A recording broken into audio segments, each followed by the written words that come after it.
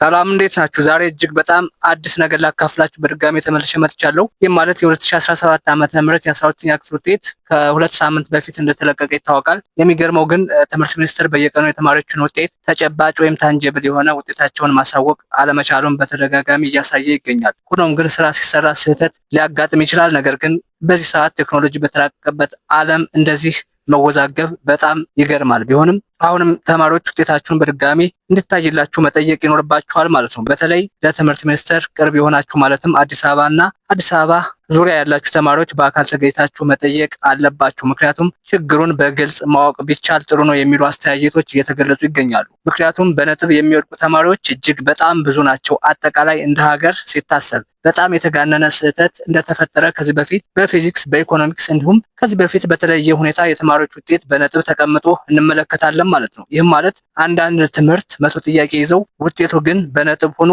የመጣበት ምክንያትም ተማሪዎችን እጅግ በጣም እያወዛገበ ይገኛል ማለት ነው። የሚገርመው ደግሞ የተማሪዎች ውጤት ድጋሜ ሲታይ የአንዳንዶች ከፍ ይላል፣ የአንዳንዶች ደግሞ ዝቅ ይልባቸዋል ማለት ነው። ስለዚህ ከላይ እንደነገርኳችሁ በቅርብ ያላችሁ ተማሪዎች በአካል ቀርባችሁ ቅሬታችሁን ማቅረብ ትችላላችሁ። እንዲሁም ከአዲስ አበባ ውጭ ያላችሁ ደግሞ በድረገጹ ቅሬታችሁን ማቅረብ ትችላላችሁ ማለት ነው።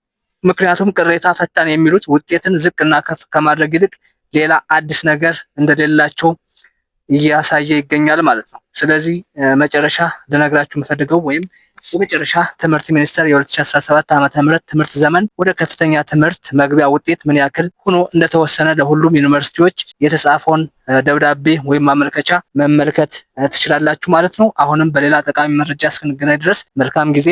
ቻው።